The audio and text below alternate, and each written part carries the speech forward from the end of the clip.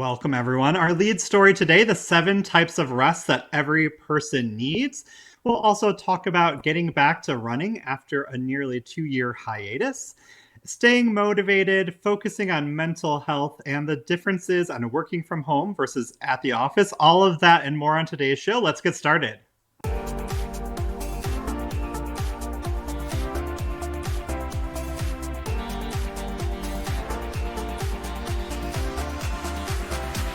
Welcome to your Healthy by Association Weekly Wellness Check with Aaron Walloway,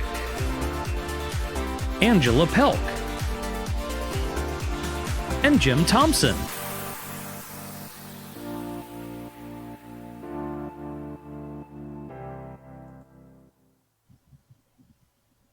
Welcome, everyone, to Healthy by Association. My name is Aaron Wallach. It is Friday, March 26th, and we're delighted you're joining us today. Our special guest is Jay Bennett. Welcome, Jay, to the show. Introduce yourself and tell us a little bit about your connection to health and wellness. Well, thank you, Aaron. My name is Jay Bennett. I am the Assistant Director for Executive Search Services at the Michigan Association of School Boards. And my connection to health and wellness, I'm trying to be healthier and weller. So, it's, as an older gentleman now, I guess I get to say that after my recent 50th birthday. So as an older gentleman, it's always a lot more difficult to keep healthy and keep active. It takes longer for things to show, signs that you've actually been, making improvements and whatnot. And so it doesn't come as easy as it used to, I guess is probably the best way to put it. Well, older gentleman sounds like a very distinguished title, and we're certainly happy to have you here today. We'll look forward to digging into your topics here in a couple of moments, but I want to welcome our other hosts to the show today. Angela, welcome as always. What's going on with you this week? Thank you. Hey, everybody. Welcome to the show. Yep, it's spring in Michigan and it's beautiful. And I actually got like some sun on my face last week and the weather change has brought a giant headache to me this morning. So I'm having a bit of a slow go today. I missed my walk and I'm just not feeling my best, but come on, weather, come back and clear all this head nonsense up. Well, and just like the sunshine in general, right? In Michigan, as is the case in other parts of the country, how many months have folks been dealing with gray and overcast weather? It's nice to see the temperatures beginning to climb and the sun beginning to come out as the trees begin to bloom, and certainly we see the flowers begin to spring up from the ground as well. Jim, welcome to the show. Tell us kind of what's going on in your neck of the woods this week. Sure. Well, good afternoon, everybody. Welcome to the show. I have to comment on Jay's statement about being an older gentleman now. And I was expecting him to say a different age for some reason. Then all of a sudden he said 50, and I was like, wait a minute, I'm turning 50 this year. I'm like, I guess I'm an older gentleman now. I'm like, oh, dang. I know. I'm like, this looks too close to the reality. I'm thinking 60. Wait a minute, you don't look 60. But no, things are good. Things are good. Spring is happening, man. It's the flowers are in bloom. It's been beautiful weather outside, so I've just been excited to be able to finally get out and actually enjoy some of it. Awesome. Well, thanks so much for being here. It's great to see everyone. Let's jump into our lead story today. I had posted this article a little bit earlier this week in the Healthy by Association Facebook community around the 7 types of rest that every person needs. And we're only going to pull out 4 of them today, but I will post the article later in the show comments as well for folks that want to take a closer look at it. But I'll start. The first type of rest that this TED Talk and the coordinating article says we need is actual physical rest. Thinking about our body and how we rest, and thinking about not only resting in terms of sleep or napping, but also resting our bodies in terms of having some stretching opportunities, maybe through yoga, resting, relaxing to the extent possible, and taking those rest days when we need them and intentionally planning them in our schedules. And that's certainly something that we do quite a bit. We've been doing yoga a couple of days a week to sort of switch up the cardio switch up the strength training or the weight training. And so just an important thing to think about that sleep is certainly an important component of the rest that we all need, but other downtime for our bodies is needed as well. So that's at least one to be thinking about. I'm going to come to Jay next. Jay indicated before the show that he could talk a little bit about mental rest and the need for mental rest. And love to get your take on either how you are or aren't getting good mental rest these days, Jay. Well, I think that I always find solace in a good book. And Mm. my wife will kid that I have I have a very specific genre of book that I like, and she's not completely wrong. I tend to focus in on, cop stories, and Michael Connolly and Harry Bosch, and those kinds of things, detective novels a little bit. But I think that reading really kind of takes me out of everything else that's going on, and so that's kind of my mental break, is to get into a good book. Now, usually I'm doing it electronically, which is kind of ironic because I'm electronic just about all day anyway. But I don't mind reading off my phone or off my iPad. Every now and again, I'll find a physical book to pick up, but reading off the electronics doesn't bother me too much, and I do consider that to be a mental break. Yeah, that's great. Well, and sometimes depending upon the actual device you're reading from, it's not necessarily as bright as a computer screen or a Right. cell phone, for example, or, I have the lights on me right now. So being able to turn those off and have something that's a little easier on the eyes is helpful. A couple of other tricks in terms of mental rest. This article suggests short breaks throughout the day. So every couple of hours, actually standing up and maybe walking away from your workspace. I like to go outside for just a few moments, and I find that to be a good sort of rest and mental break.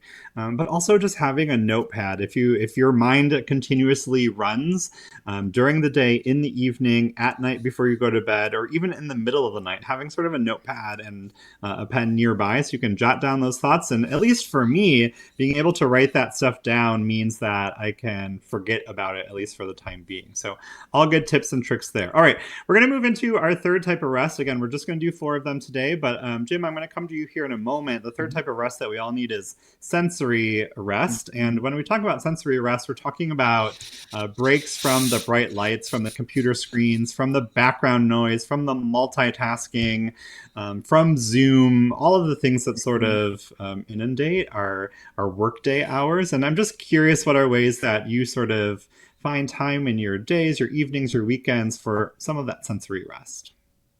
Sure. Well, it's kind of interesting. I had actually heard a speaker talking about that just recently, and he had this rule of 20s, and I thought it was really interesting. It was basically that, at work, you should, every 20 minutes, you should look away from your computer monitor for at least 20 seconds at something 20 feet away, so you can kind of get your mind in your brain, not looking at a computer that long. Because again, it's when you're staring at a computer, it's amazing how often your eyes are just wide open. Like you don't even blink sometimes. And I've even read just recently too that even if you can't have that option, just sitting at your computer monitor and closing your eyes for 20 or 30 seconds every 20-30 minutes, just to kind of get your eyes sort of focused and just mentally not staring at a computer screen. But I admit I am pretty bad about the keeping the phone on way too late in the evening, and that's something I know I need to work on. Is like just giving that 30 or 45 minutes before you go to bed, where you just put down the computer monitor, put down the phone, and just step away from electronics, because they're so addictive. It's terrible. Mhm. Well, and there is this like delay or lag that happens. It's almost like I know that I personally need a full hour without devices because for whatever reason I pick it up to look at something, and it's almost like that clock starts over, and it's like later and later before I actually get to bed and get to sleep. So I think it's important for everyone to sort of habits and know for themselves how much time they need to set aside in order to get some good rest in the evening. Angela, I want to come to you with our sort of fourth approach to rest. This is this idea around emotional rest. And I have just a couple of things to read about that. When we talk about emotional rest, we're talking about the time and space to freely express your feelings and cut back on the people pleasing. How many times throughout the day, with family, friends, colleagues, do people ask us, how are you doing? How are we doing? And there was a great image a while back that I posted, and it just said fine, but it was all of these like quotes and phrases that were embedded into the word fine, that we actually mean, like what's actually beneath the surface. But how often do we actually surface those feelings, those emotions, those ideations, as opposed to just saying fine? So we'll turn it over to you, Angela, for your kind of take on how you do or don't get good emotional rest. I think it's funny because I think in the beginning, like a year ago, I would have said, "Oh, I'm saying everything. Like I'm telling you, I'm stressed, I'm freaking out, I'm whatever. I'm all of the things. And now I don't know if we're just sort of like numb to it or it's become rote or habit, but like, yep, fine, we're fine, everything's fine. But I think too, when you're on Zoom calls all day long, or you have to be kind of on, and I know we've talked about sort of that, like that being on energy, and sort of like how you need to take the time to let that go. And when you're packed wall to wall in your calendar with those Zoom meetings and having to be on for your call all day long, that can be very exhausting. And without a commute, a lot of people are without a commute now. It's got to be tough to sort of like get that downtime. I know we've talked a lot about that in relation to extroverts and introverts. So if you're an introverted person, you've got to protect that sort of downtime space for yourself so that you don't get lost in that sort of emotional, get your emotional rest. Absolutely. So again, there are other types of emotional rest. I will post the article in the comments to this show, and please feel free to check it out and kind of share with us how you are not only finding your necessary rest, but prioritizing it within your schedule as well. Jay, I want to come to you next. I know you sort of brought a topic to the panel today, which really correlates with what we've been talking about so far, focusing on mental health, taking breaks, and the differences between working from home versus the office. So maybe you'll share some insights and perspectives on, your thoughts around these topics. Yeah, so I've been thinking about this, and I've just recently come to the realization that during this pandemic, I am, as we're speaking healthy and wellness, right? I am down 30 pounds, through this pandemic, and I've been racking my brain as to how that happened, because I haven't really made any significant changes. I'm not exercising probably as much as I should be. I haven't been going to the gym, during the pandemic and whatnot. And I started to think about the differences between working from home versus working in the office. And one of the things that I started to realize was that, in my office setting, we're having meetings all the time, not only ones that I'm attending, but our building just hosts lots of meetings and gatherings and workshops and that kind of thing. So there's almost always extra food around, like extra cookies and donuts and brownies and that kind of stuff. And there's always extra box lunches, and I haven't had access to any of that. Mm-hmm. When I'm working, I'm on the road a lot. I'm in school districts a lot across the state of Michigan. I'm, lots of fast food, lots of, a pop on the road to give me a boost of caffeine for that, late drive home, that kind of thing. I haven't been on the road in a year. And so I'm starting to think, okay, so if I want to maintain this, if I want to not gain those 30 pounds back and hopefully lose, a few more, I'm going to have to change the way that I've been doing things. And so now that I'm starting to get back out on the road, now that we're starting to get back into the office and those kinds of things, I'm going to work to be more conscious of my choices as it relates to, the extra food that's around. I don't have to help them eat the food. If they throw it away, they throw it away. It's not my responsibility anymore to Yeah. make sure that the food doesn't go to waste, right? And so, when I'm out in a district or I'm out on the road, just being more conscious of my food choices and maybe doing a little bit of preparation beforehand. And so, just a lot of those things just kind of come into focus now that I'm not in the office, because, like I said, I haven't made a lot of other changes, and so that's really what I can attribute that weight loss to. Yeah. Jim, I want to So come good. to you in a moment on this topic as you sort of think about what sort of changes you've maybe implemented and experimented with over the course of the past year. And particularly as you look ahead to getting out on the road, I'd love your take on this topic as well. But, I was thinking about myself, and over the last couple of weeks, I've been just really intentional around portion control. I think it's really the one thing that I've changed over the past couple of weeks. And much like you, Jay, I've had a pretty significant loss on the scale, which I appreciate. And I realize that it's small things that are somewhat hard and painful. It's like, setting out a specific portion, even though there's a little bit left, like normally I would have just finished it, put the rest of it on my plate. It's like, or I could wrap it up and eat it tomorrow or another time and another day. And so for me, it's really been my change, my shift over the last couple of weeks has just really been focused on portion control, and it has made a big difference in my life, and something that I definitely want to maintain because we are looking ahead to travel here very soon. So, Jim, I just want to come to you again as you're thinking about sort of this topic and sort of how you're going to bridge the past year with sort of getting back out on the road and having a lot more travel. What are some tips, some pointers, some things you want to keep in mind?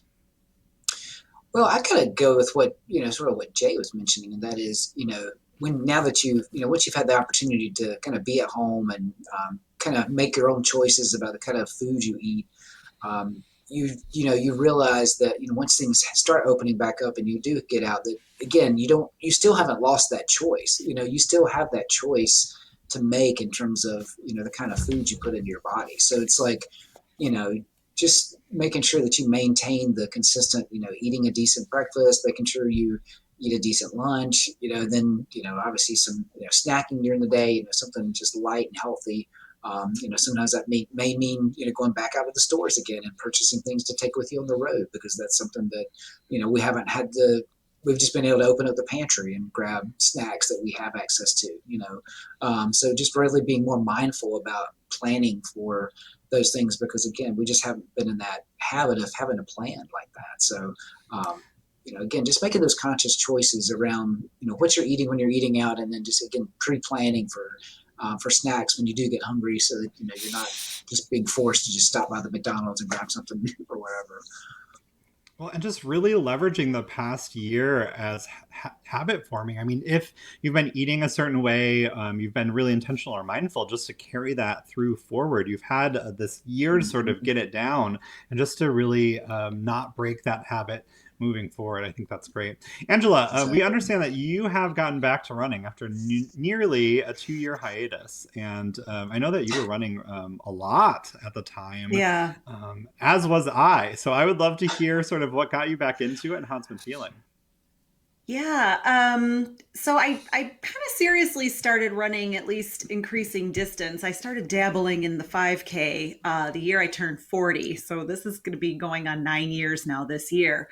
And I've run off and on since then. I had a pretty serious 10K season about 5 years ago. And then I started doing other things for fitness. Well, a year and a half ago, I rolled my ankle. That was in July of 2019. And I really hadn't run on it since then. And so I was looking back through like my whole, you all know I'm a Beachbody gal. I was looking back through my Beachbody history at all the programs I've completed. I've done 19 programs, and there's a new program that just hit the library. Number 20 is a running program. And, like I said, it's spring in Michigan. It's just beautiful. It's too beautiful to not take advantage. In fact, the sun just came out. But I'm starting this new running program, and it's really cool because there's some audio guided runs. It's one thing to do C to 5K where it says start running, stop running, start running. This program is actually cueing you on rate of RPE, rate of perceived whatever effort or whatever. So you're at a 2 to 3, or you're at a 10. You can't possibly put in any more effort. So it's been really cool. I've done 2. I missed mine today, but I'm really excited because I'm hoping it'll help, kind of get me back up to, sort of where I was running before when I stopped a couple of years ago. So we'll see how that So, goes. Angela, what advice would you give to our viewers who had been doing something, whether it's walking, whether it's running, whether it's yoga, weightlifting, eating a certain way, whatever program routine they were in, they stopped for whatever reason, maybe the pandemic, maybe other reasons, and they're thinking about getting back into it. What advice, what insights would you give to those folks?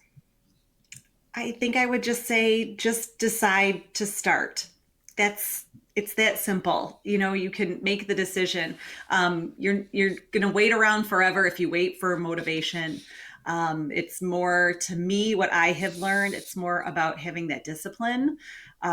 You know, set a little goal and make it happen. It's about discipline. You know, if you wait for motivation, you're wait for the inspiration. It may never come unless this is it. I love Take that. this as your And inspiration. really, Let's go.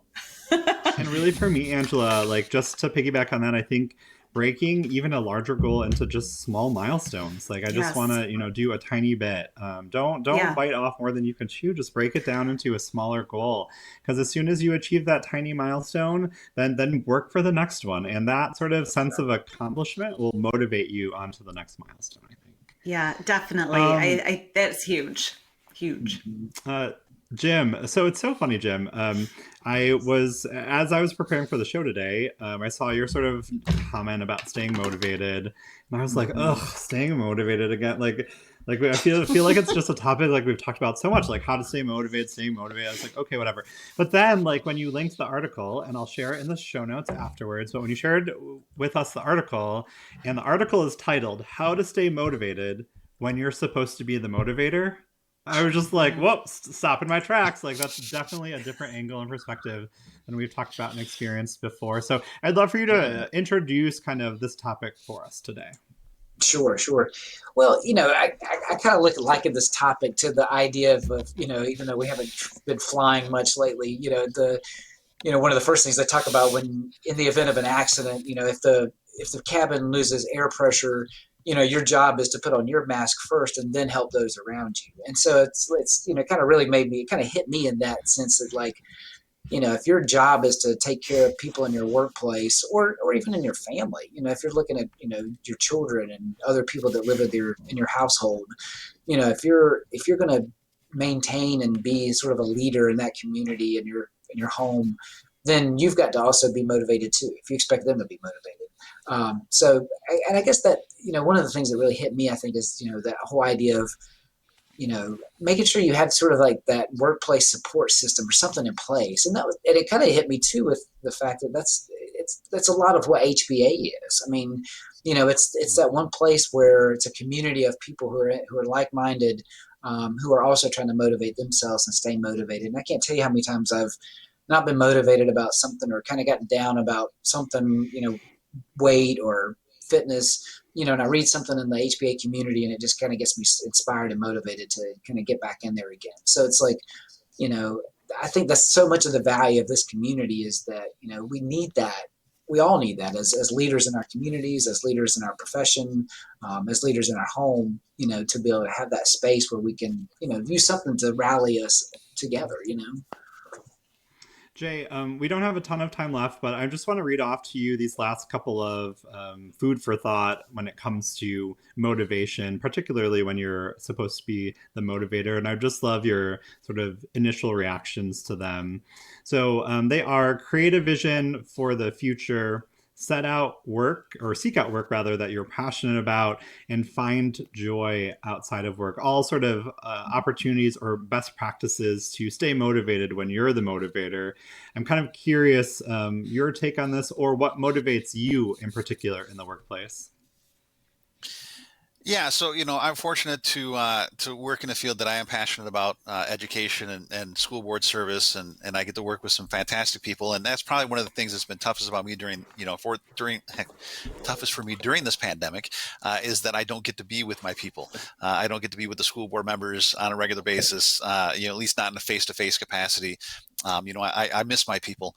And so, maintaining motivation for me is, just doing what I can to continue to support them, knowing that at, some point here in the not too distant future, in fact, Monday night, I'll be in a board meeting in person with board members.